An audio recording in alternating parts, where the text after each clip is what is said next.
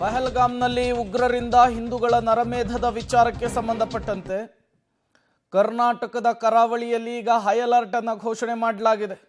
ನೀವು ಕೂಡ ವಿಜುವಲ್ಸ್ ಅನ್ನು ಗಮನಿಸ್ತಾ ಇದ್ದೀರಿ.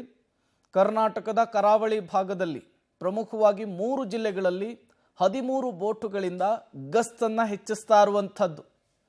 ಕರಾವಳಿ ಕಾವಲು ಪೊಲೀಸರಿಂದ ಈ ಕಣ್ಗಾವಲನ್ನು ಹೆಚ್ಚಿಸಲಾಗಿದೆ. ರಾಜ್ಯದ ಗಡಿ 22 ಕಿಲೋಮೀಟರ್ ಆಳದಲ್ಲಿ ಕಟ್ಟೆಚ್ಚರವನ್ನು ವಹಿಸಲಾಗಿದೆ. ನೇವಿ, ಕೋಸ್ಟ್ ಗಾರ್ಡ್, ಕಾವಲು ಪಡೆಯಿಂದ ಈ ಗಸ್ತು ತಿರುಗುವಂತಹ ಕೆಲಸ ಚುರುಕಾಗಿರುವಂತಹದ್ದು. ಪಹಲ್ಗಾಮ್ನಲ್ಲಿ ಉಗ್ರರಿಂದ ಹಿಂದೂಗಳ ನರಮೇಧ ಆಗಿದೆ. ಅದಕ್ಕಾಗಿ ಪ್ರತೀಕಾರಕ್ಕೆ ಭಾರತ ಈಗ ದೊಡ್ಡ ಮಟ್ಟದ ಹೆಜ್ಜೆ ಇಡುವ ಸಾಧ್ಯತೆ ಕೂಡ ಇದೆ.